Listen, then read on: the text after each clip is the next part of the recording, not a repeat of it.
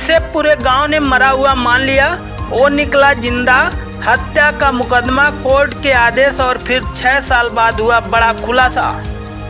दोस्तों नमस्कार, आज हम आपको ऐसी केस की सच्चाई बताने जा रहे हैं जो फिल्मी नहीं, असल जिंदगी की कहानी है। आजमगढ़ जिले में पुलिस ने एक ऐसे शख्स को जिंदा बरामद किया है जिसे लगभग 6 साल पहले मरा हुआ मान लिया गया था। नाम है अरविंद चौहान, निवासी एदिलपुर थाना, जहानागंज, जनपद आजमगढ़।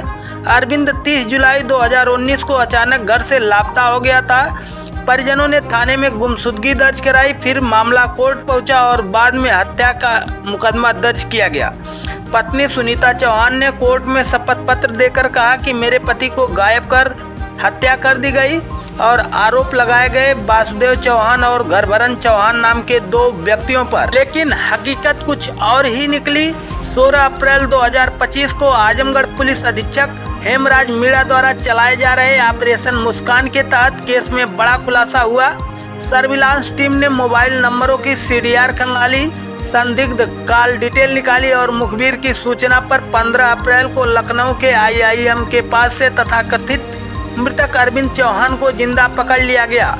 पूछताछ में अरविंद ने बताया कि मैं एल केमिस्ट नामक कंपनी में मार्केटिंग करता था, लोगों से करोड़ों रुपए जमा कराए। 2017 में कंपनी भाग गई, फिर लोग मुझसे पैसा मांगने लगे। डर के मारे 19 जुलाई 2019 को मैं मोबाइल छोड़कर लखनऊ चला गया। वहां ऑटो चलाने लगा और मोबाइल नंबर बदल बदल कर व्हाट्सएप पर पत्नी और बच्चों से बात करता रहा। अरविंद ने यह भी बताया कि वासुदेव चौहान से उसके खाते में 4,42,000 रुपये डलवाए गए थे, जिसको लेकर वासुदेव ने उसके पिता और पत्नी के खिलाफ मुकदमा दर्ज कराया था। उस मुकदमे को वापस लेने के दबाव ने उसकी पत्नी सुनीता ने कोर्ट को गुमराह कर झूठा शपथ पत्र देकर हत्या का मुकदमा दर्ज कराया। उसकी सच्चाई अब सबके सामने है। अरविंद चौहान पूरी तरह जिंदा है। तो दोस्तों, ये थी जिंदा लाश की कहानी। क्या झूठा केस दर्ज कराने वालों पर कार्रवाई होगी? क्या जिन लोगों पर हत्या का झूठा आरोप लगाया गया उन्हें न्याय मिलेगा? आप क्या कहना चाहते हैं, कमेंट कर जरूर बताएं। आइए देखते हैं उक्त प्रकरण को लेकर क्या कुछ कह रहे हैं पुलिस अधीक्षक आजमगढ़ हेमराज मीणा। ये क्या है पूरा मामला?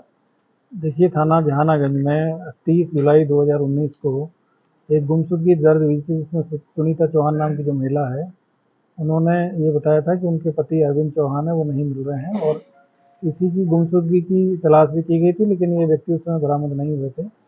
उसके बाद में 2024 में थाना कोतवाली, जनपद आजमगढ़ में इन्हीं की पत्नी के द्वारा माननीय न्यायालय के आदेश के क्रम में 156(3) में 302 और 201 IPC के तहत मुकदमा पंजीकृत कराया गया था और इसी की इसमें इन्वेस्टिगेशन की जा रही थी। इससे पहले जो ये व्यक्ति हैं अरविंद चौहान, ये पहले ये अल्केमिस्ट लिमिटेड कंपनी आजमगढ़ में मार्केटिंग और एजेंट का काम ये करते थे और 2006 से इन्होंने काम किया था। 2017 में कंपनी भाग गई थी और कई लोगों का पैसा इसमें डूब गया था। तो जहानागंज थाने में 2021 में एक मुकदमा इनकी पत्नी और इनके जो पिता है और इनके विरुद्ध एक मुकदमा लिखवाया गया था, जिसमें धारा IPC की धारा 406, 419, 20, 67, 68 और 120 और 506 का मुकदमा इसमें लिखवाया गया था।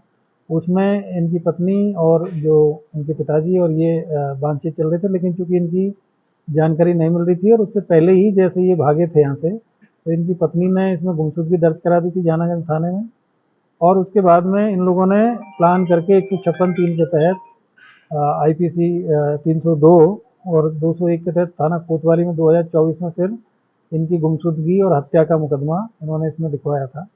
इसी की पुलिस जांच कर रही थी और जांच में आज इनको गिरफ्तार किया गया है और ये लखनऊ में ऑटो रिक्शा वहाँ पे चलाते थे और तभी से जैसे ये जो कंपनी भाग गई थी, जो मार्केटिंग कंपनी 2017 से, तो 2019 में जो लोगों ने इनके ऊपर प्रेशर बनाया तो ये लोग यहाँ से ये भाग गए थे और तब से लगातार अपनी पत्नी के संपर्क में रहते थे, व्हाट्सएप से और तमाम उससे कॉल करते रहते थे और बीच बीच में इनका मिलना जुलना भी होता रहता था।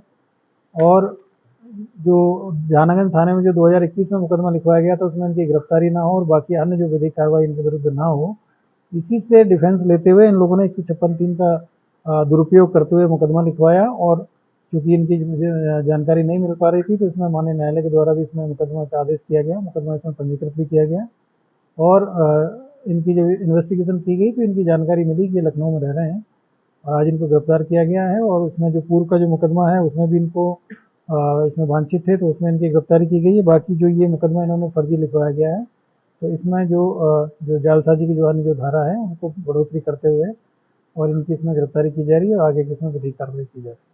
सर, इस पूरे मामले में ऐसा कारण क्या रहा कि इनको गुमशुदगी लिखवानी पड़ी या फिर पत्नी को 302 लिखवाना पड़ा? इसके पीछे का लॉजिक क्या है? क्योंकि मैंने आपको बताया कि 2006 से अल्केमिस्ट ये मार्केटिंग और जो एजेंसी थी यहाँ पे काम कर रही थी पहले। 2017 तक इस मार्केटिंग एजेंसी ने यहाँ काम किया था और उसमें कई सैकड़ों लोगों के जो पैसा था वो लेकर भाग गई थी कंपनी 2017 में। तो 2019 में जब इनके ऊपर प्रेशर आया, जिन लोगों का पैसा इन्होंने उसमें इन्वेस्ट कराया था, तो उसके बाद में ये अपना फ़ोन बंद करके यहाँ से चले गए थे। पत्नी ने तभी गुमशुदगी भी इसमें लिखवाई थी, वो भी इनकी प्लानिंग का पार्ट था। और जब इनके विरुद्ध 2021 में जो मुकदमा लिख गया, तो उससे बचने के लिए उन्होंने 2024 में फिर 156(3) के तहत मुकदमा लिखवा के और अपना जो डिफेंस लेकर कि जिससे कि आगे मिलेंगे तो है नहीं और फिर इनके खिलाफ कोई कार्रवाई नहीं होगी, पत्नी और जो इनके ससुर हैं उनके खिलाफ भी कार्रवाई नहीं होगी, तो उसी को लेकर इन्होंने पूरी प्लानिंग के तहत ये सारी चीज़ें की थी। तो इसमें सभी इनके खिलाफ में जो भी साक्ष्य है, साक्ष्य के आधार पर आगे इसमें जो इन्होंने जो मुकदमा लिखवाया उसमें और जो पूर्व में इनके विरुद्ध जो मुकदमा पंजीकृत किया गया है, दोनों में जो धाराओं की बढ़ोतरी करते हुए उनकी गिरफ्तारी इसमें की जाए। कंपनी जो भाग गई उसके खिलाफ क्या कार्रवाई होगी? उसके खिलाफ जो कार्रवाई जो कंप्लेनेंट वहाँ पे किया, तो उसके खिलाफ भी पहले से मुकदमे लिखे गए, उसमें अलग विधिक कार्रवाई उसमें चलेगी। सर, इसमें पत्नी की जो भूमिका है वो भी संदिग्ध थी, तो इसको किस तरीके से जांच में? अब इसमें इन्वेस्टिगेशन की जा रही है। अभी इनकी तत्काल प्रभाव से इनकी अभी गिरफ्तारी की गई है और बाकी जो इसमें अन्य जो साक्ष्य मिलेंगे उसी के आधार पर और कौन कौन लोग इस साजिश में शामिल रहे, तो उनकी गिरफ्तारी की